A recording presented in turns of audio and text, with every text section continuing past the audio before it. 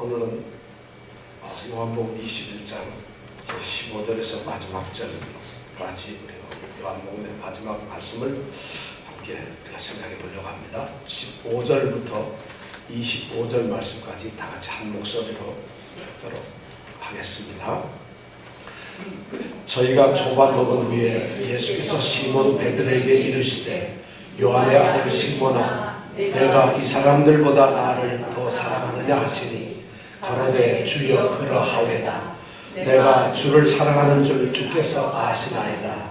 가라사대 내 어린 양을 먹이라 하시고 또 두 번째 가라사대 요한의 아들 시몬아 내가 나를 사랑하느냐 하시니 가로되 주여 그러하오이다.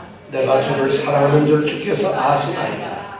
가라사대 내 양을 치라 하시고 세 번째 가라사대 요한의 아들 시몬아 내가 나를 사랑하느냐 하시니 주께서 세 번째 내가 나를 사랑하느냐 하심으로 베드로가 근심하여 가로되 주여 모든 것을 아시오매 내가 주를 사랑하는 줄을 주께서 아시나이다. 예수께서 가라사대 내 양을 먹이라.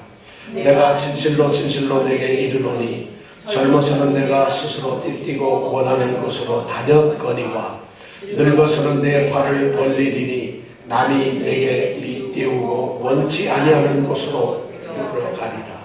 이 말씀을 하시면 베드로가 어떠한 죽음으로 하나님께 영광을 돌릴 것을 가리키심이러라.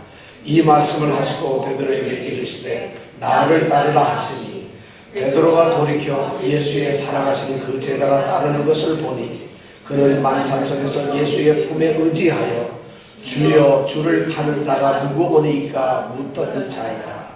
이에 베드로가 그를 보고 예수께 여짜오되 주여 이 사람은 어떻게 되겠사옵나이까. 예수께서 가라사대 내가 올 때까지 그를 머물게 하고자 할지라도 내게 무슨 상관이냐. 너는 나를 따르라 하시더라. 이 말씀이 형제들에게 나가서 그 제자는 죽지 아니하겠다 하였으나 예수의 말씀은 그가 죽지 않겠다 하신 것이 아니라 내가 올 때까지 그를 머물게 하고자 할지라도 내게 무슨 상관이냐 하신 것이라. 이 일을 증거하고 이 일을 기록한 제자가 이 사람이라. 우리는 그 증거가 참인 줄 아노라. 예수의 행하신 일이 이외에도 많으니 만일 낱낱이 기록된다면 이 세상이라도 이 기록된 채 누구에 부족하리라. 여러분 말씀을 읽어보면 어때요? 길어서 지루하세요? 읽기가 싫으세요? 말씀 읽는 게 재미가 없으세요? 우리가 예배 시간은 모든 것을 다 함께 해야 돼요. 예배할 때 찬양할 때 찬양을 안 하는 건 찬양은 우리가 하는 것이지 찬양은 감상하는 게 아니잖아요. 성경 말씀은 우리가 듣고 말씀을 우리가 읽는 것이지 또 우리가 생각을 하는 것이지 말씀은 그냥 보는 것이 아니잖아요. 예배 오늘 말씀 요한복음 마지막 절의 말씀이 우리에게 상당히 도전을 주리라고 생각을 합니다. 자, 요한복음을 마치면서 오늘 우리 요한복음에 대한 마지막 말씀을 한번 생각해 보려고 합니다. 성경에는 신약에 4개의 복음서가 있습니다. 마태, 마가, 누가 그리고 뭐가 요한복음. 그걸 아셨어요. 근데 마태, 마가, 누가, 요한 이 4복음서는 모두가 예수님께서 이 땅에 하나님의 아들로 오셔서 사람으로서 무슨 일을 하셨는가 하는 것을 기록해 놓고 있습니다. 예수님 오신 것 자체가 굿뉴스고 복음이기 때문에 예수님의 삶, 예수님이 태어나신 것이 어떻게 태어났고 예수님은 어떻게 죽으셨고 어떤 일을 하셨고 그리고 예수님은 무슨 일을 마지막에 하셨는가 하는 것을 복음서에 기록을 해두고 있습니다. 그런데 그 복음서에 기록된 것들이 마지막 이 처음 시작을 보면은 주로 태어나시거나 어떤 사역을 처음 시작하는 일로 기록이 시작되는데 마치는 장면은 조금씩은 차이가 있지만 거의 유사한 것을 우리가 발견할 수가 있습니다. 마태복음 28장 16절에서 20절에 보면은 그 자리가 어디가 되냐면 장소가 갈릴리 산이 됩니다. 갈릴리 산에서 예수님께서 제자들에게 이제 말씀을 하시는데 무슨 말씀을 하냐. 너희는 세상으로 가서 모든 족속으로 나의 제자를 삼으라고 말을 합니다. 그것이 마태복음이 마지막에 기록하는 예수님의 말씀을 그렇게 기록을 하고 있어요. 그래서 그들에게 세례를 주고 예수님께서 가르쳤던 것, 당부했던 것, 그때 가르쳤던 그 말씀들을 그들에게 가르쳐 지키게 하라고 이렇게 마태복음은 기록을 하고 있어요. 근데 마가복음에 가면은 갈릴리 산이 아니라 어떤 장소가 아니고 음식을 먹을 때에 제자들에게 예수님이 말씀을 하세요. 근데 제자들에게 음식을 먹으면서 말씀할 때 무슨 말씀을 하는가 하면은 만민에게 복음을 전파하라 이런 말씀을 하세요. 만민에게 복음을 전파하라. 이게 마가복음의 마지막 예수님의 말씀이죠. 그런데 믿고 세례를 받는 사람은 구원을 얻을 것이고 믿지 않는 사람은 정죄를 받을 것이라는 이런 결론의 말씀을 합니다. 그리고 누가복음에 가서 24장에 보면은 또 44절에서 53절까지 보면 이제는 갈릴리 산도 음식을 먹는 것도 아니고 예루살렘에서 예수님께서 제자들에게 말씀을 하십니다. 그런데 그 하시는 말씀이 뭐냐면 너희는 이 모든 일에 증인이 되라고 합니다. 복음서가 이렇게 달라요. 증인이 되는데 무슨 이 모든 일이 뭐냐? 예수님께서 고난을 받으신 것, 예수님께서 부활하신 것, 그리고 그의 이름으로 주의 사함을 회개를 하라 하는 이런 복음이 그들에게 전파될 수 있도록 너희들은 증인이 되라고 누가복음은 마지막에 그렇게 결론을 내고 있어요. 그런데 요한복음은 오늘 우리가 읽은 말씀대로 요한복음은 사랑하는 제자들에게 무슨 말을 하고 있을까요? 여러분 무슨 말을 하고 있죠? 오늘 읽은 말씀. 밥을 많이 먹어라 이런 말을 하고 있나요? 오늘 읽은 말씀 뭐 예수님이 무슨 말씀을 했어요? 내 양을 먹이라. 이 말씀의 핵심적인 거죠. 그런데 장소가 어딜까요?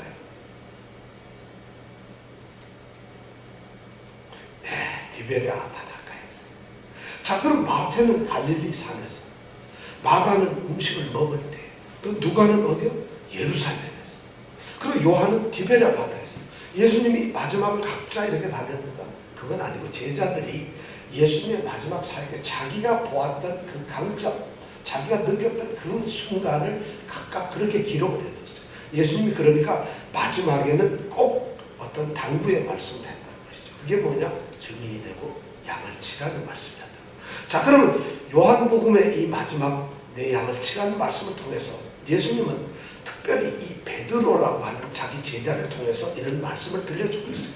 이제 디베랴 바닷가에서 예수님은 7명의 이 제자들과 함께 아침 식사를 하셨어요. 그리고는 식사를 마친 다음에 예수님께서는 베드로에게 다가가십니다. 오늘 읽은 말씀이에요. 저희가 조반 먹은 후에 예수께서 시몬 베드로에게 다가가셨어요. 다른 제자들이 눈치를 챘는지 보았는지 모르겠습니다만 베드로에게 다가가셔서 말씀을 합니다. 왜 그랬을까요? 왜 베드로에게 갔을까요? 예수님은 베드로를 회복시키셔야만 합니다. 지금 베드로는 심한 디프레스에서 심각한 상처 속에서 모든 것 의욕상실을 잃고 그렇게 살아가는 그 존재가 바로 지금 베드로입니다. 예수님의 눈에 그렇게 비쳐요. 왜냐하면 베드로는 예수님의 부활과 예수님이 살아계셔서 자기 앞에 있는데도 불구하고 예수님이 돌아가시기 전에 그 활기와 열기와 열정과 그런 어떤 정말 액티브한 행동이 나타나지 않아요. 왠지 모르게 꼬리를 뒤로 감추고 숨고 뭔가 쭈뼛쭈뼛하다. 왜 그랬을까요? 바로 그거. 예수님이 체포되시던 날, 그날 밤, 바로 그날, 그게 마지막 6월절 저녁이잖아요. 같이 밥을 먹고 성만찬을 하던 그 순간에 예수님께서 말씀하시죠. 나는 너희를 떠나 아버지께 가고 너희에게 다시 온다. 너희가 있을 처소를 예비한다. 이런 말씀을 쭉 하세요. 그러면서 예수님께서 나가 지금 가는데 너희는 내가 가는 곳에 따라올 수가 없다. 그리고 나중에 너희는 나를 따라올 수 있을 것이다. 이런 말씀을 합니다. 그때 베드로가 요한복음 13장 36절에 보면 이렇게 말합니다. 주님 어디로 가세요? 어디로 가시는데 우리가 못 간다는 것이죠. 나중에 따라온다. 이 말씀이 도대체 뭡니까? 왜 따를 수가 없습니까? 그러면서 37절에 보면 뭐라고 얘기하냐면 주를 위하여 내 목숨을 버리겠나이다. 멋있잖아요. 우리 같아요. 갑자기 우리가 뭐 열심히 생기는 날 같으면 이 세상에 예수를 위해서 우리는 뭐 생명을 버릴 것처럼 얘기를 하죠. 지금 바로 베드로가 그랬다는 거예요. 지금 그 밤이 잠시 후면 어떻게 될지도 모르는 그 밤에 베드로는 용감무쌍하게 주를 위하여 내 목숨을 버리겠다. 지금 몇 시간 뒤면 예수님이 돌아가시는데 베드로가 몰랐기 때문에 그렇게 담대한 거예요. 모르면 무식하면 어떻게 용감하다는 거죠. 그 베드로가 지금 알았다면 하고 싶은 말이 여기까지 올라가서 딱 담고 있었을지 모르겠어요.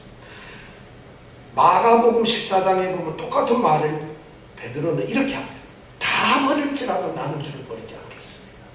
다 버려도. 요한복음에서는 주를 위하여 내 목숨을 버리겠다 하지만 마가복음이나 마태복음에 보면은 다들 버리고 떠난다 해서 나는 주를 버리지 않겠다. 그 말이 떨어지자마자 예수님께서는 내가 진실로 진실로 너에게 예수님이 무슨 말씀을 할 때 진실로 진실로 이런 말을 하는 것은 이거는 변함이 없이 흔들림이 없는 진리라는 것입니다. 지금 진리를 말하겠다 하면서 내가 오늘 밤 다 울기 전에 나를 3times 부인할 것이다. deny 할 것이다. 나를 부인할 것이다. 이런 말씀.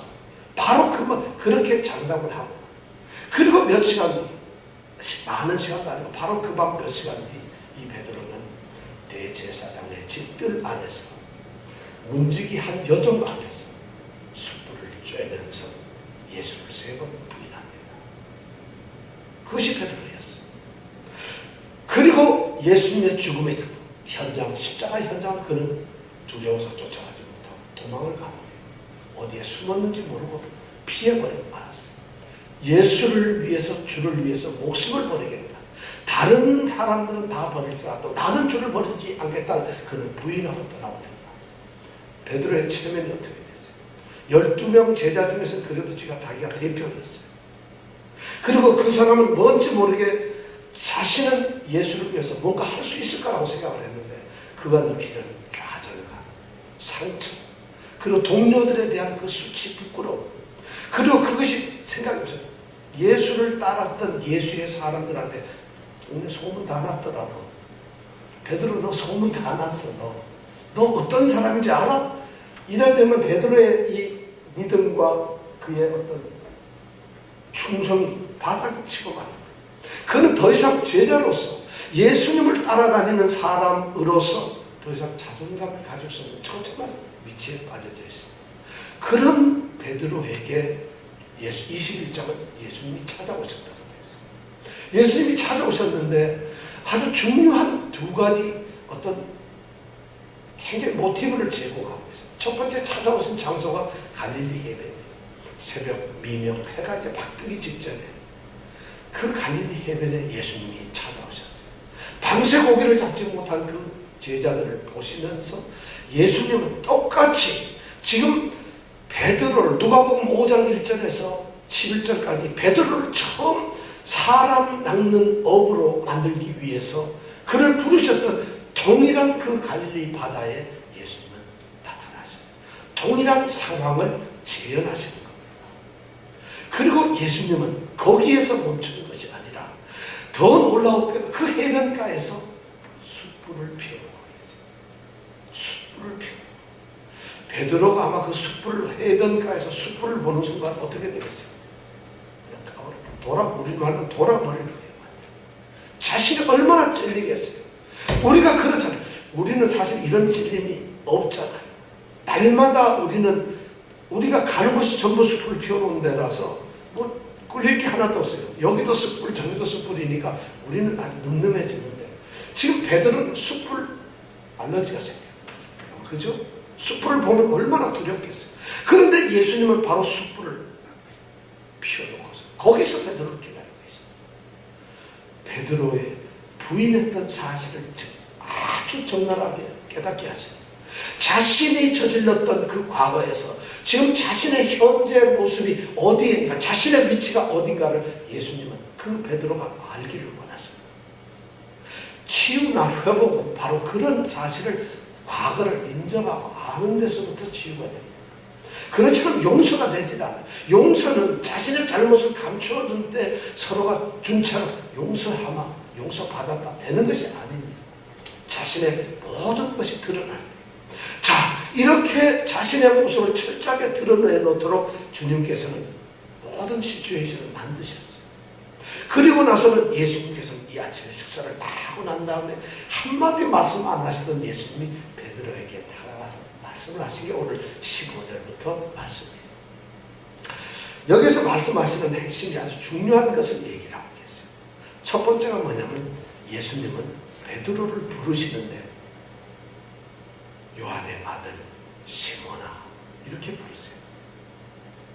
요한복음에 보면 적어도 34번 정도, 5번 정도의 예수님께서 이 베드로의 이름이나 시몬 베드로 또는 요한의 아들 시몬의 이름이 기록되어 있는 그 기록이 나오는데 예수님께서는 베드로나 이 시몬이라고 이름을 부르신 적이 한 번도 없어요. 내가, 너는 이렇게 전부 다 베드로에게 말씀을 하셨어요. 그런데 딱 한 번 베드로의 이름을 부르셨어요. 1장 42절에 보면 요한의 세례 요한의 제자였던 안드레가 예수님의 소문을 듣고 자기의 형제인 베드로를 예수님께 데려옵니다. 이제 예수님의 제자를 삼기 위해서죠. 그런데 1장 42절에 보면 예수님께서 그 베드로를 향해서 말씀하시는 게 내가 요한의 아들 시몬이 아니냐. 이제 너의 이름을 게바라고 하겠다. 게바가 베드로라는 말이에요. 반석 베드로라는 게바라고 하겠다 하고 예수님은 베드로에게 이름을 지어주셨어요. 베드로라, 게바라. 마태복음 16장 18절에 보면은 가이사라 빌립보에서 베드로가 주는 그리스도시요 살아계신 하나님의 아들이라는 정말 신앙 고백을 했을 때 예수님 너는 베드로라. 내가 내 교회를 내 이름을 이 반석 위에 세우겠다고 약속을 했어요. 그러면서 베드로의 이름을 시몬이 아닌 베드로라고 이름을 지어줍니다. 예수님이 요한복음에서 부른 유일한 것은 베드로라는 이름을 짓기 전에 요한의 아들 시몬이라고 유일하게 한 번 부르셨어요. 그런데 이 예수님께서 치유를 하시겠다고 하시면서 자신이 지어주었던 그 베드로라는 이름을 부르시지 않고 세상에서 쓰던 자신의 과거의 그 이름을 요한의 아들 시몬이라고 이름을 부르셨다는 거죠. 왜 그럴까요? 많은 사람들은 예수님께서 베드로와 인격적으로 만남을, 개인적인 인격적 만남을 위해서 그랬다는데 그건 뭐 제가 보기엔 말씀 같지는 않아요. 해석이 좀 잘못된 것 같아요. 예수님께서 베드로에게 이름을 지어주시고 만약 그를 회복시키기를 원하신다면 이름을 지어주신 그 예수님께서 당연히 베드로에게 베드로야 이렇게 불렀어야 되는 거 아니겠어요? 근데 왜 요한의 아들 시몬이라고 했을까요? 이 말씀에는 굉장한 이 옛 이름을 불러주신 그것도 한 번도 아니고 3번씩이나 이렇게 부르는 것은 예수님은 지금 3번씩 이렇게 이름을 부르면서 아주 역설적인 어떤 파라독스를 여기서 드러내고 있는 것입니다. 내가 너에게 베드로라는 이름을 지어주지 않았느냐. 그런데 나는 너를 요한의 아들 시몬이라고 부를 수밖에 없다. 너는 베드로가 아니냐. 너는 요한의 아들 시몬이라고 부름을 받지만은 너의 진정한 이름이 뭐였느냐. 내가 너에게 베드로라고 한 이름을 지어주지 않았느냐. 너는 베드로다. 근데 너는 지금 하는 일, 네가 지금 처해 있는 형편이 뭐냐는 거야. 너는 시몬 베드로가 된 시몬이 되어 있지 않느냐는 거지. 예수님께서는 그런 정말 충격요법으로 지금 베드로가 그런 것을 느끼기 원해요. 그가 정말 베드로라는 것을, 예수님의 제자라는 자기 정체성을 깨닫기를 주님은 원하고 있어요. 오늘 우리에게도 동일한 질문을 하실지 모르겠어요. 우리의 이름은 옛날 그냥 옛사람에서 우리는 성도라고 하는 새로운 이름을 우리는 가졌어요. 우리 이정근 집사님도 김태균 집사님도 다 성도라는 이름을 가졌어요.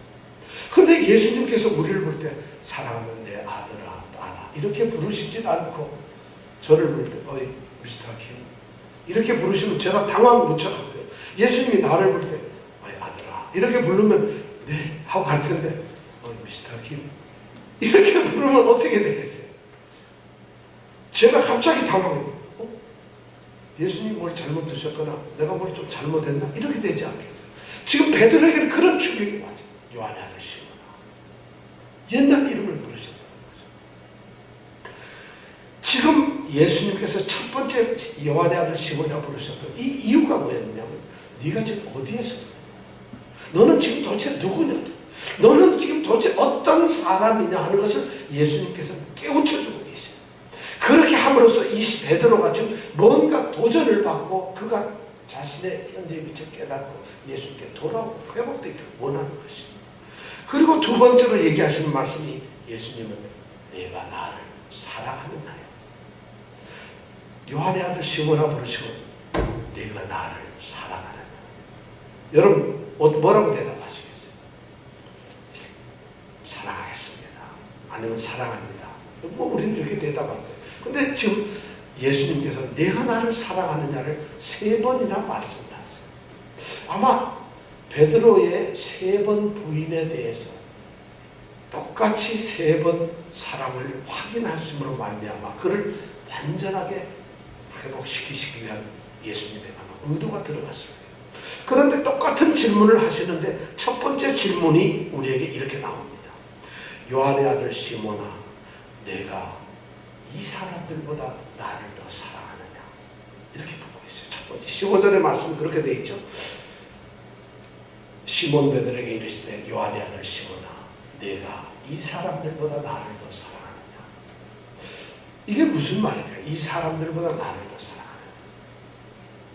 여러분 무슨 말이겠어요? 한번 대답해 보세요. 무슨 말이에요? 지금 너는 나보다도 이 사람들 더 사랑하느냐? 이 말이죠. 그죠? 이 사람들보다 나를 더 사랑하느냐? 이 사람들을 사랑하느냐? 나를 더 사랑하느냐? 지금 그걸 묻고 있는 거죠. 그렇죠? 지금 이 말씀에 가만히 보면은 이 사람들이라고 하는 이 영어가 헬라어가 뭐 투톤이라고 하는 말인데 투톤은 사람에게도 쓰이지만 어떤 사물이나 물건에도 쓰입니다. 그러니까 이건 중성명사예요. 중성대명사. 그러니까 이것들도 될 수 있습니다. 그래서 많은 또 학자들은 이렇게 생각합니다. 이것들을 더 사랑하느냐 할 때 예수님이 지금 베드로에게 말할 때 이것들이라는 건 뭘까요? 아마 고기잡이, 배, 그물, 그 다음에 잡아놓은 고기들 아마 그걸 가르치면서 이것들보다 나를 더 사랑하느냐 이렇게 물었을 거예요. 네가 이것들을 더 사랑하느냐 나를 더 사랑하느냐 아니면 제자들을 가르치면서 이 사람들보다 나를 더 사랑하느냐 이렇게 물었을 거예요. 지금 예수님은 중요한 선택을 지금 말씀합니다. 네가 나를 선택할 것이냐 아니면 너의 직업, 네가 가지고 있는 이 세상의 일들, 네가 지금 하고 있는 이런 일들, 이 일들을 더 사랑하고 이것을 네가 선택할 것이냐 나를 선택할 것이냐 이것을 지금 묻고 있다고 사람들이 방방하게 얘기를 합니다.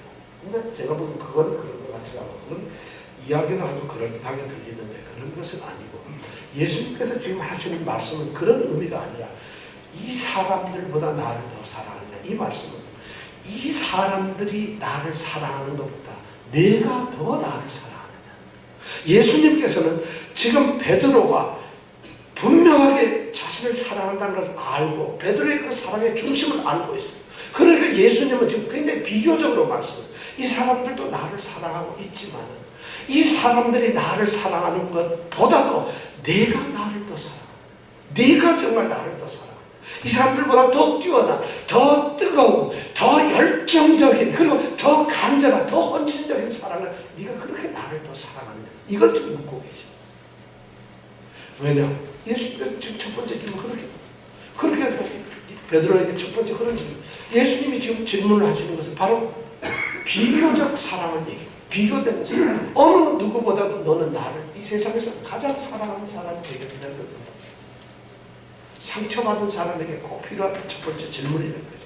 그리고 두 번째 질문은 세 번째 질문과 똑같은 말. 요한의 아들 시몬아, 내가 나를 사랑하느냐.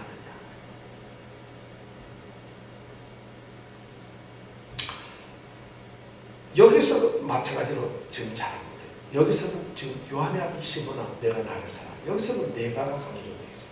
자, 이 사람들도 사랑하고 내가 가장 사랑하지만 지금 여기서 두 번째 질문에 내가 나를 사랑하냐는 너는 너의 사랑의 대상이 정말 나는 내가 정말 네가 이 사람들보다 내가 더 사랑하는 그 열정인 건 알겠는데 내가 정말 나를 사랑하는 것이 맞느냐 이런 질문을 하고 있어요. 물론 이 성경에 보면은 사랑이라는 말이 첫 번째 두 번째 질문 아가파오라는 질문하고 베드로는 대답을 계속 필레오라고 하는 대답을 한다는 뭐 이런 표현을 씁니다. 물론 상당히 의미가 있습니다만 두 번째 질문은 바로 내 자신을 어떠냐. 이 사람들은 더 사랑하는데 실제로 너는 나를 사랑하느냐? 이 질문을 던지고 있어요. 그리고 세 번째 요한의 아들 시몬아 내가 나를 사랑하냐 할 때 여기서는 사랑이 액센트가 사랑에 들어있어요. 네가 나를 사랑한다고 하는데 너의 사랑이 정말 진정한 사랑이냐는 거죠. 너는 내가 인정을 하겠는데 네가 나를 향하여서 보여주는 그 사랑이 쉽게 변하더라. 달라지더라. 끊임없이 달라지고 변덕스럽고 복이 되어지고 주여 사랑한다고 눈물 쫙 짜다가서 나 금방 달라지고 주님 저는 사랑해요 하다가도 그 사랑이 컨디션에 따라 기분에 따라서 집의 일에 따라서 또는 몸 컨디션 자기 이런 거에 의해서 막 사랑이 변하는데 지금 주님께서는 세 번째는 너가 바친 네가 나에게 주는 이 사람들보다 더 내게 간절히 바치는 그 사랑의 진실입니다. 그 사랑의 정말 충성심이 뭐냐면 그것을 예수님은 세 번에 묻고 계세요. 예수님은 철저하게 지금 이 베드로를 회복을 시키고 있어요. 그는 사랑한다고 얘기했지만 사랑에 포기되었던 사람, 사랑에 좌절되었던 사람, 사랑에 처참하게 실패되었던 사람, 그가 지금 예수님으로부터 이런 도전의 질문을 받고 있어요. 내가 나를 사랑하느냐? 여러분들 예수님이 이렇게 질문하면 여러분 뭐라고 그러겠어요? 야, 베드로는 대답도 못했어요. 내가 주를 사랑하시는지 주께서 하소서. 여러분 이 말 함부로 못하는 거예요. 우리는 사랑 안 하고 그럼요 사랑하죠. 이렇게 대답을 하는데 베드로는 자기의 중심이 정말 사랑하고 있어요. 그리고 그 중심을 주님은 아신다고 생각을 하고 있어요. 주님이 자기 중심에서 예수를 사랑하지 않으면 이런 대답 아무도 못합니다. 어떻게 하겠어요? 자기는 위선적이고 거짓말로 사랑을 하는 주님 아시지 않아요? 그랬다가 주님이 큰일 나죠. 적어도 이 순간 베드로의 마음속에는 오직 예수님을 사랑하는 그 사랑과 차 있어요. 자신의 삶이 그렇다 그러니까 주님께서 아시잖아요. 비록 내가 실패했지만, 비록 내가 부인을 했지만, 비록 내가 이렇게 상처를 받았지만, 비록 내가 주님께 아무것도 아닌 것으로 이렇게 처참한 지경에 떨어져 있지만 주님 아시죠. 내가 주님을 사랑하는 거예요. 베드로가 지금 그런 거거든요. 예수님은 실제로 베드로의 그 형편을 알고 계셨어요. 그 베드로가 다시 그 옛날의 사랑의 모습으로 돌아오기를 기다리고 계십니다. 그런데 베드로는 실제로 예수님께 그런 것을 고백을 합니다. 예수님은 정말 베드로가 돌아옵니다. 다 버릴지라도 나는 그렇지 않겠다고 하던 그 사랑이 정말 회복되기를 바랍니다. 주를 위해서 내 목숨을 버리겠다던 그 베드로의 사랑이 돌아오기를 바랍니다. 부인하고 도망가고 그 다음에 자기 때문에 자기 형편에 따라서 도망가고 피하고 예수를 부인하는 그 부인하던 사랑이 이제 예수에게 정말 돌아오기를 예수님은 원하고 회복되기를 원하고 있어요. 지금 예수님은 이렇게 회복을 시킵니다.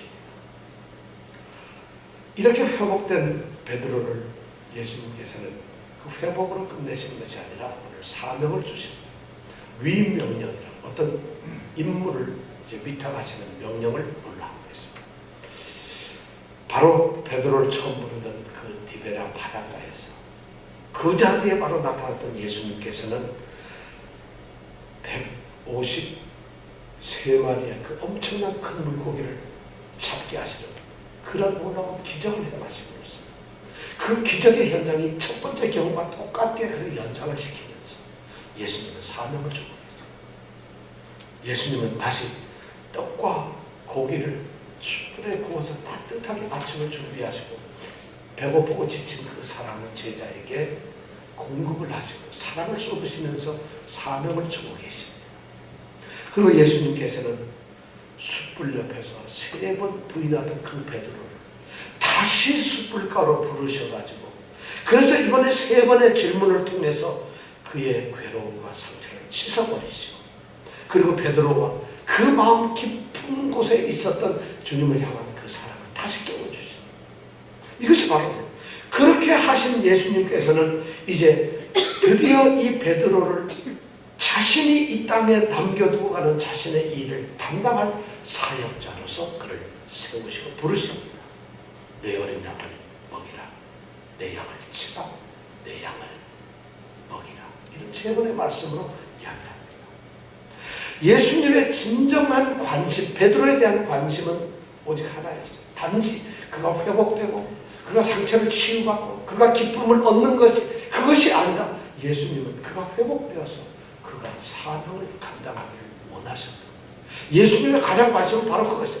그가 사랑을 확신하는, 네가 나를 정말 사랑하는구나. 그 사랑의 확신의 목적이 아니라 예수님께서는 그에게 사명을 주시는, 사명을 감당하는 것이 정말 그를 회복시키는 진정한 목적입니다. 두 가지 사명을 예수님께서 주셨어요. 첫 번째 사명이 뭐냐? 우리가 지난주에 1절부터 14절까지 나오는 소위 고기 잡는 사명을 주셨어요. 어부의 사명을 주셨다는 것입니다. 어부의 사명을 주셨어요. 이거는 단순한 고기를 잡는 이야기를 기록해 놓은 것이 아닙니다.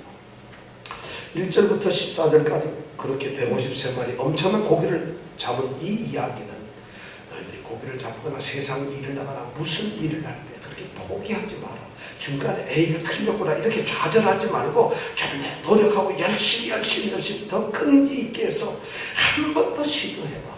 그러면 결과가 좋을 거야 하는 그런 권면의 말씀을 하신 것이 아니라는 거예요. 많은 보면 그런 말씀을 이걸 얘기해서 한 번 더 시도해봐. 주님은 중간에 포기하는 우리를 원치 않으십니다.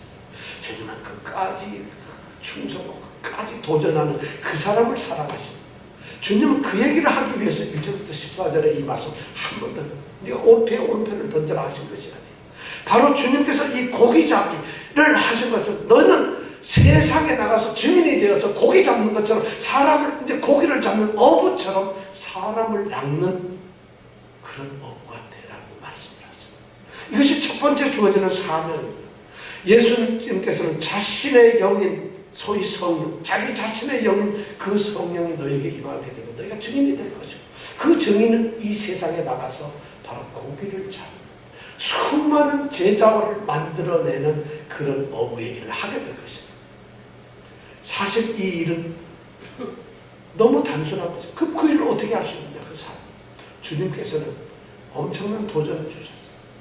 전문가가 고기를 하나도 못 잡았어요. 모든 상황이 끝나버린 상태였는데 완전히 절망적인 상태에 해는 떴고 다 포기된 상태였는데 주님은 그런 절망적 상황에서 그물을 던지라고 하십니다. 소망이 전혀 없는 상태에서 그물을 던지라고. 그것이 주님의 명령이었고 주님의 일이었어요. 우리의 경험이나 지식이나 우리의 판단이나 우리의 기술 그게 아니라 주님은 바로 이 고기 잡는 일은 전적으로 주님이 하시는 믿음에 의한 일이라는 것을 우리에게 말씀해 주고 있어요. 바로 이 고기 잡는 어부의 일은 우리가 세상에서 어부가 된다는 것은 우리가 하는 것이 아니라 예수님이 함께 하시는 일이고 예수님이 우리에게 위임하신 일이고 그리고 바로 그 일은 다름 아닌 예수님이 하셨던 일이에요. 지금도 하시는 일이에요.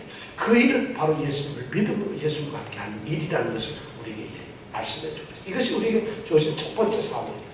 두 번째 사명이 뭐냐면 오늘 말씀하신 양을 치는 거죠. 목자가 되는 거죠. 이제 어부에서 뭐가 되는 거죠? 목자가 되는 거죠. 우리의 사명은 어부였지만 또 목자가 돼요. 고기를 잡았으면 그 고기를 어떻게 해요? 죽은 놈도 있고 산 놈도 있고 비실비실한 놈도 있는데 그 고기를 어떻게 해요? 잘 손질해서 팔거나 먹거나 뭘 해야 될 거예요. 그러니까 주님께서는 지금 두 가지 사명. 우리는 세상에 나가서 수많은 사람들을 제자화시켜야 되잖아요. 그 제자화된 사람들이 교회 안에서 양떼들이 때 그들을 돌보는 목자의 사명도 주셨다. 어부와 목자. 이것이 우리에게 준 사명이라는 거죠. 베드로에게 좀 준 사명이라는 거죠. 예수님께서는 자신을 사랑하는 것은 자신의 사람들을 사랑하는 것과 같다고 생각을 하셨어요. 자신의 사람들, 자신의 백성이 곧 뭐냐? 교회. 예수님은 지금 교회를 베드로에게 지금 맡기고 계십니다. 그리스도에 대한 어떤 우리가 헌신은 바로 그리스도의 몸인 그리스도의 교회인 그 교회에 대한 헌신과 거의 같은 것입니다. 이것이 굉장히 중요한 얘기라는 거예요. 그러니까 예수님이 지금 내 양을 치라고 이렇게 말씀을 하셨어요. 베드로에게 맡기신 것은 지금 양을 치는 교회 예수님께서 말씀하신 그 양을 돌보는 그 일을 맡기셨다. 바로 이 양을 치는 목자가 되는 이 사역은 뭐냐면 어떤 예수님 맡기는 과업을 완수하는 일이 아닙니다. 이것은 어떤 무슨 조직을 관리하고 조직을 꾸려나가는 그런 일이 아니라는 거죠. 어떤 단체를 운영해 나가고 그 단체를 잘 세워나가는 그 일이 바로 목자의 일이라는 것이 아니에요. 오늘 주님께서 하시는 것은 양떼를 돌보라, 사람을 돌보라는 것이죠. 이것이 주님께서 우리에게 맡기신 일이라. 교회를 섬긴다는 것은 교회 조직이나 교회 어떤 관리, 운영, 교회를 키우는 이런 것이 아니라 교회, 성도 그 자체를 돌보는 일이에요. 그것을 정말 내 어린 양을 먹이라. 어려서 금방 아주 연약한 자들이 그들이 힘을 내고 자라고 장성할 수 있도록 먹여야 됩니다. 그리고 많은 양떼들이 있다면 그들을 케어하고 돌봐야 돼요. 그 중에서도 어떤 성숙되고 아주 괜찮은 정말 앞서 나가는 그런 양들이 있다면 그들은 더 양육해서 더 튼실하고 더 굳게 세워질 수 있도록 돌보라는 거죠. 이런 말씀을 예수님은 지금 양떼를 돌보라고 이렇게 말씀합니다. 그런데 로마 가톨릭 사람들은 이 말씀을 좀 오해했죠. 천국의 열쇠를 베드로에게 주셨고 또 예수님께서는 목자장으로서 교회를 양떼들의 목자인데 그 목자의 일을 위임을 누구에게 했다? 베드로에게. 그래서 지상 대리권을 베드로에게 줬는데 그 베드로가 교회의 책임자고 교회 예수님의 대리자로서의 목자권을 가지고 있는데 그 목자권이 지상 대리권이 세습이 된다는 거죠. 그것이 누구에게로? 교황에게로 좀 왔다. 그들은 그렇게 생각을 하고 있습니다. 물론 베드로는 목자로서의 사명과 권위를 주님께로부터 받은 것은 사실인 것 같아요. 그건 틀림없어요. 그런데 그 절대적인 권위나 그 절대적인 능력은 바로 선한 목자이신 예수님께 속한 것이지 자신의 것이 아니라는 거죠. 이것을 우리가 착각을 하는 거죠. 더군다나 주님께서 말씀하시는 이 양은 예수님의 양들이지 베드로의 양이 아니라, 만약 예수님께서는 양을 치라, 어린 양을 치라 이렇게 말씀을 하시지 않았다. 그렇게 말씀을 했다면 이 양은 우리의 양이 되고 우리 모두의 양이 될 수 있지만 예수님께서는 분명하게 베드로에게 말씀하시고 내 양을 치라, 내 어린 양을 치라. 이 양떼는 바로 나의 양떼들이고 예수님 자신의 핏값으로 예수님 자신의 죽음을 통해서 그들에게 얻어진, 예수님께 얻어진 바로 예수님의 양이라는 거죠. 성도가 바로 그런 것이에요. 교회의 양이 아니에요. 목사의 양도 아니에요.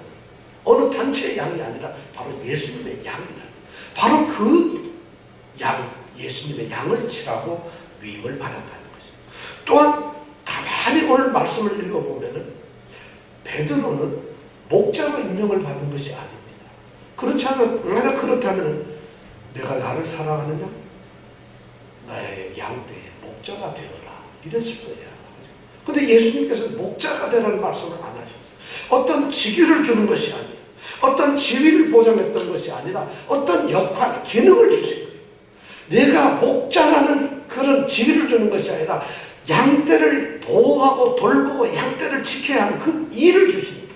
그 기능을 주셨어요. 그러니까 자랑할 것이 없어요. 예수님의 말씀을 우리는 가만히 보면 예수님께서는 지금 명사로 어떤 직위를 그에게 부여하신 적은 한 번도 없어요. 단지 동사로 그가 예수님의 양을 돌보야 한, 돌보는 일을 하라고 지금 위임을 받은 거라는 것이죠. 지위가 아니라 일을 위임받았다는 것이죠.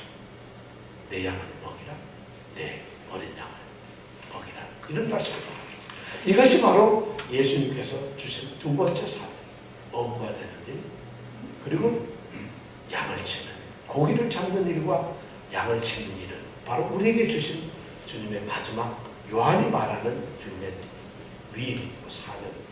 자, 그렇다면 이 일을 감당을 해야 될 텐데 우리 어떻게 감당하죠? 성령님이 오시면 물론 감당을 합니다. 그래서 주님께서는 성령이 임해야만 된다고, 성령을 받아야 된다고 20장에서 그렇게 말씀을 하셨어요. 부활하시고 처음 나타나셔서 제자들에게 숨을 훅 내쉬면서 성령을 받으라고 말씀을 하셨어요. 성령을 받은 자들만 이것이 가능한데, 그러나 예수님께서는 이 사역을 감당하기 위해서는 아주 중요한 두 가지 특징이 있다고 이야기를 하고 있어요. 그것이 첫 번째가 18절에서 19절 말씀입니다. 18절, 19절 같이 한번 읽어볼까요? 시작. 젊어서는 내가 스스로 이기고 하늘나라 스스로 다녔거니와 늙어서는 내 발을 버리니 나는 이에게 이기고 원치 아니하는 스스로 되어가리라. 이 말씀을 하시는 베드로가 어떠한 죽음으로 하나님께 영광을 돌릴 것을 받으시리라. 이 말씀을 하시고 베드로에게 이르시되 나를 따르라 하시니. 첫 번째 길은 바로 십자가의 길이라. 우리가 십자가의 길로서 이 일을 감당할 수 있다는 거죠. 예수님은 지금 베드로에게 그냥 베드로야 내가 말한다 하지 않아요. 다시 예수님은 진실로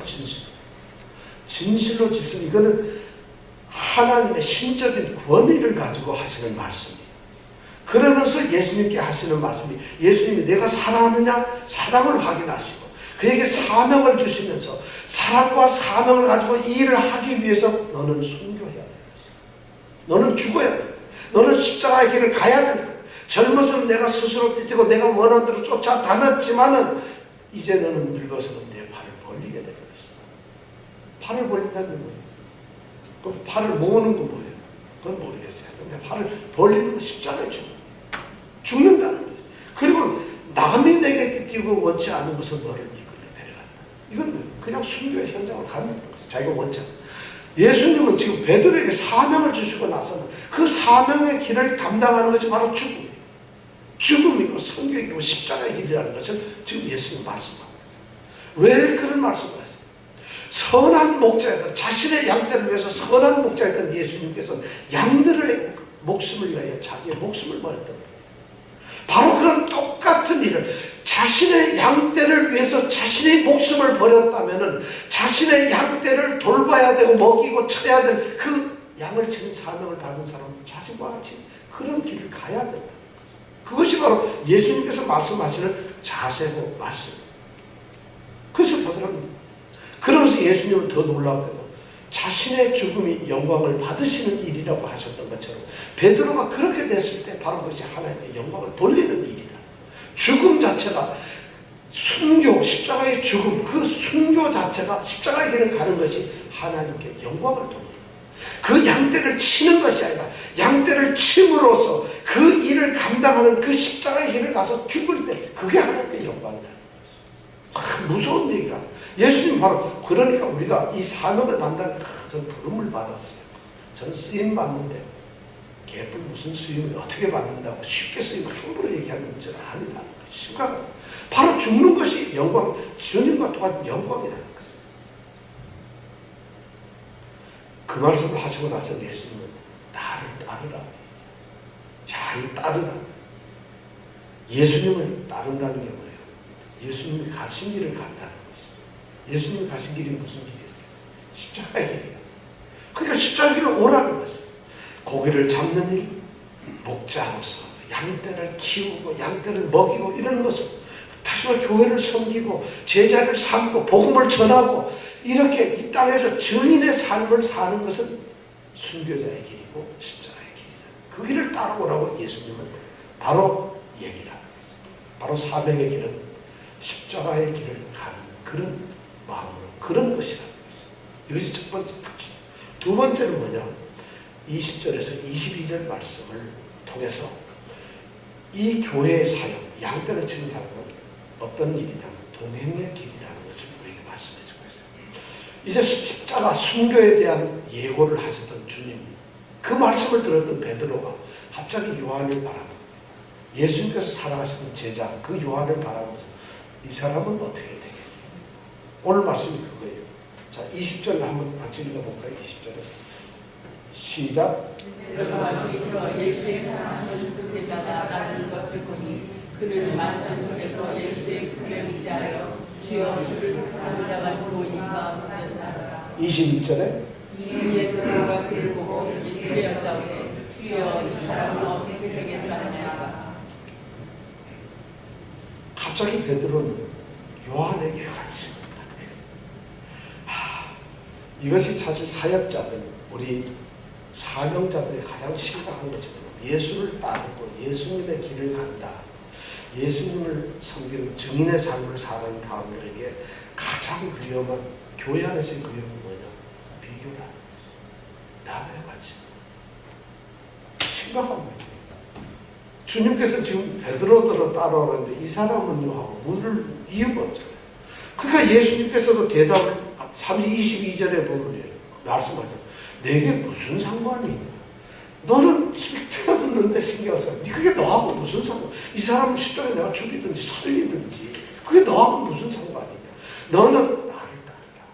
이것이 바로 굉장히 중요한 말씀을 하고 있어요. 교회를 섬기는 우리 믿음의 삶은 남이 뭐래든 예를 들어 남이 교회를 빠지기 때문에 나도 좀 빠져도 되겠네. 남이 새벽 기도하니까 내가 꿀려서는 안 되지. 열심히 가야 돼. 이게 아니라 이 교회의 일, 섬기는 일은 동행의 길이고 동반자의 길이라는 거죠. 이 말씀을 오늘 우리에게 얘기했어요.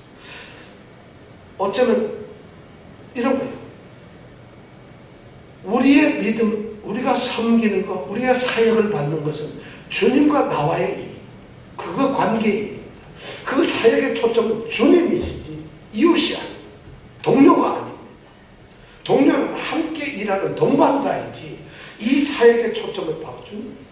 나를 부르신 이도 그분이고 나와 함께 하시는 이도 그분이고 이 사람들은 뭐냐? 누구냐? 같이 가는 사람은 각자의 위치에서 각자의 소명과 은사를 따라서 서로 인정해주고 서로 도와주고 서로 아껴주고 서로 의지도 해주고 또 그리고 그렇게 하면서 그들이 같이 동반해서 동장해 가면서 각자 예수를 바라보는 거죠. 이것이 바로 섬김의 일이고 우리 주님의 일이고 교회를 섬기는 일이라는 거죠. 베드로는 베드로의 일이 있어요. 요한은 요한의 일이 있어요. 베드로는 열심으로 섬기는 게 있지만은 요한은 분석적이고 굉장히 통찰력이 있어요. 베드로는 적극적으로 일을 추진해 나가지만 요한은 책을 쓰면서 진리를 가르치는 일입니다. 요 베드로는 남성답게 뭔가 일을 벌리고 확 웃어서하지만 요한은 여성답게 예수님의 어머니를 돌보는 사람. 서로 사역이 다른 것이죠. 바로 지금 그거예요. 남의 일을 신경 쓰지. 이것이 바로 예수님의 우리에게 맡겨주신 그 사역, 그 위임 명령 우리가 감당하신 두 가지예요. 첫째가 뭐였죠? 십자가의 길을 가는 것이고 또 하나는 동반자의 길을 가는 것이고 이것이 바로 교회의 오늘 일하는 방법이에요. 이렇게 예수님은 요한복음에서 이런 말씀을 우리에게 들려주고 계세요. 자, 예수님을 따르는 삶이라는 게 뭘까요? 예수님이 맡겨주신 그 사역을 감당하기 위해서 가장 중요한 첫 번째 단계가 뭐냐면 먼저 우리가 우리의 과거, 우리의 허물, 우리의 죄, 우리의 모든 것들과 우리가 맞닥뜨리는 거죠. 자신의 약점, 자신의 부족한 점, 자신의 나쁜 점, 자신이 잘못되었던 것을 감추는 것이 아니라 예수님 앞에서 같이 부탁드려져요. 그 상처는 예수님 앞에서 치유가 먼저 되어야지 그럴 때 우리가 쓰임을 받는 거예요. 근데 요새 이 쓰임병 잘못 걸린 사람들 보면 뭘 하다가 뭐 사업이 망해도 갑자기 예수님 불러야 되고 뭐 아파가지고 거의 죽게 되니까 예수님이 불러서 와. 그죠? 가정에 뭐 하여튼 사회가 돼가지고 서로가 좀 불미스럽게 헤어지게 되니까 그러니까 또 예수님을 찾아왔다. 예수님은 먼저 그런 사람들이 예수 앞에 세워져서 세워지는 거예요. 회복되는 만약 여러분 생각해보세요. 베드로가 지금 그런 좌절감과 상처와 이런 것을 가지고서 그 상태로 만약 주님의 일을 했다고 한다면 오늘날 교회가 어떻게 되겠어요? 그 사역이 어떻게 되겠어요? 아마 두 가지 결과가 있을 거예요. 하나는 자포자기의 삶이었을 거예요. 나는 예수를 부인한 사람. 그 다른 사람들 봐도 아유 지난해나 우리가 뭐 다를 게 뭐 있어? 별거 아니잖아. 그럼 베드로는 아마 그런 남의 시선을 의식하면서 자기 스스로 상실감, 자격지심, 자기의 부족함 이것 때문에 어쩌면 영적 비관주의에 빠져서 나는 아무것도 아니야. 그런 마음을 가지고 사역을 한다고 해보세요. 그 사역이 여러분 예수님께서 맡겼으면 되겠습니까? 예수님은 벌써 그걸 아시는 거예요. 그런 사람이 교회에서 일을 한다는 것이 문제라는 것이죠. 그렇지 않으면 또 거꾸로 이렇게 돼요. 베드로 같은 성격에는 내가 잘못했지만 야 이걸 만회하기 위해서 더 열심히 해야지. 야 내가 여기서 어떻게 하든지 지금 더 이제부터 내가 한 번 실수 다시는 안 할 거야. 그러니까 아주 더 엄격하게 더 철저하게 더 미친 척 예수를 사 그리고 더 독선적 더 고집스럽게 더 아주 정통적이고 더 보수적으로 그래서 남하고 타협하고 누가 잘못하면 자신의 잘못이 들킬까 봐 위선적으로 그런 것을 감추면서 남은 정죄하고 판단하면서 자신 안 그러면 그렇게 아마 사역을 할 거예요. 왜냐하면 그래야지 되잖아요. 그러니 남들이 자신의 과거를 묻지 말고 모르니까 자신의 자신의 사람들이 일을 할 때 바로 그런 것을 그 상처가 예수 앞에 드러납니다. 여러분 예수님 앞에 내려놓으세요. 저는 좀 게을러요. 드러내놓으세요. 예수님 저는 찬양하는 게 싫은데 좀 드러내놓으세요. 그럼 예수님이 찬양하기 싫으면 입 벌려라 이러실지 모르잖아요. 왜? 저는 기도하자 그러면 기도 안 하고 딴짓을 하게 됩니다. 예수님께 내려놓으세요. 저는 예수님 안 믿어져요.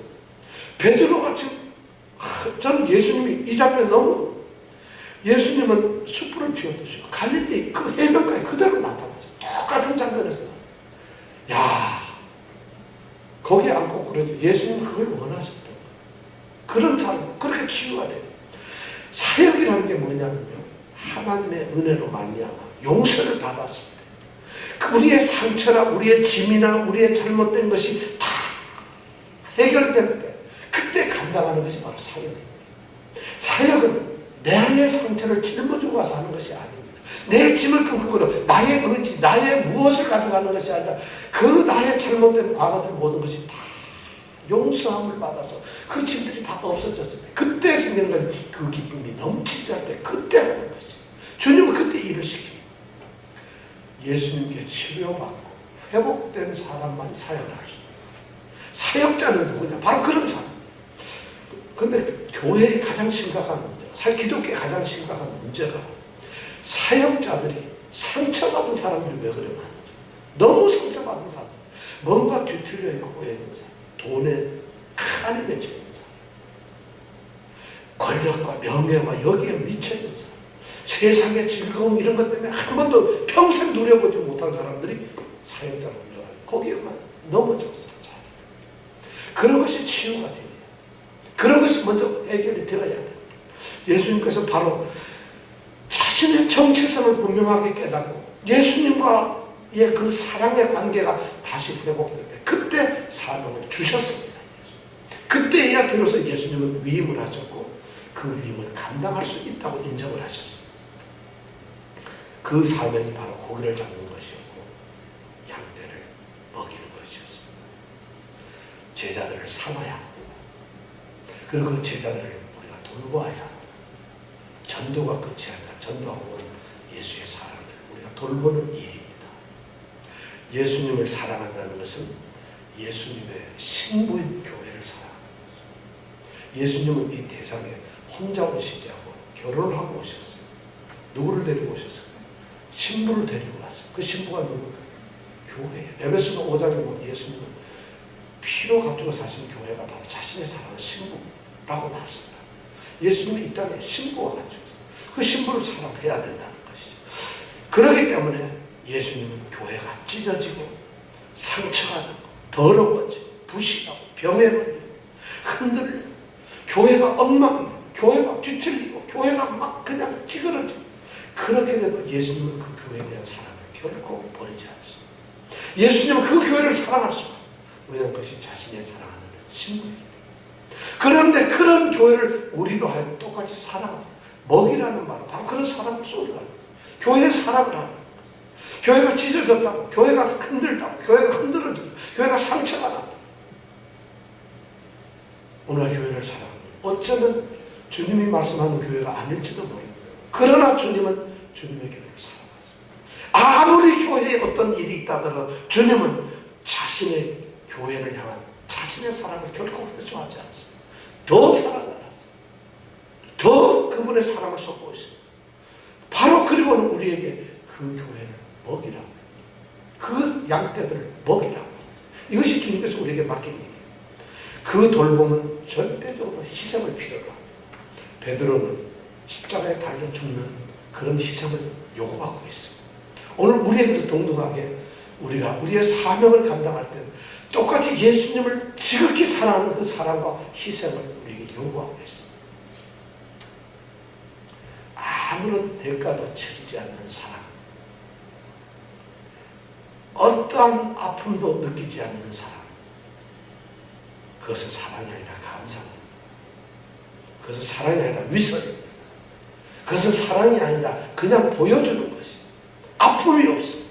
아무런 대가가 치러지지 않는 사람은 거짓이에요. 그건 진실하지 않아요. 그건 사랑이 아니에요. 주님은 바로 자신의 교회, 자신의 사명을 맡기 위해서 십자가를 지는 것을 요구하고, 그러기 때문에 요구해요. 주님은 우리를 사랑하셨기 때문에 자기의 양떼를 위해서 자기의 목숨을 버린 거예요. 그러니까 그것이 사랑이 되는 것이고 사랑을 쏟을 수 있는 것이고. 주님은 우리에게 오늘 말씀하십니다. 내가 나를 사랑하느냐? 내가 나의 신부인 교회를 사랑하느냐? 내가 나의 양떼들을 사랑하느냐? 그들을 먹이라고 말씀합니다. 오늘 요한복음에서 마지막 이 말씀을 우리가 기억하면서 우리의 신앙의 삶이 달라지기를 원합니다. 정말 사랑의 모습 그렇게 변해지기를 원합니다. 성도를 위해서 반찬을 해오는데 나는 남자니까 반찬을 못해. 남자는 반찬을 못하는 게 아니라 반찬 가게 가고 반찬이 나만 올라요. 나는 뭐 결혼한 젊은 청년이니까 청년은 밥 안 먹는 반찬을 가져오는데 핑계가 없어요. 이유가 있어요. 아프지 않는 사람은 사랑이 하죠. 그렇잖아요. 예를 들어서 그렇다는 거죠. 이런 사랑의 모습이 오늘 우리 교회에 있기를 원합니다. 그래서 이런 모습대로 우리 교회가 모습을 갖고 가고 주님이 말씀하던 그 주님이 내 양이죠. 내가 나를 사랑하느냐? 내 양을 치라. 이 말씀이 우리의 어떤 신앙의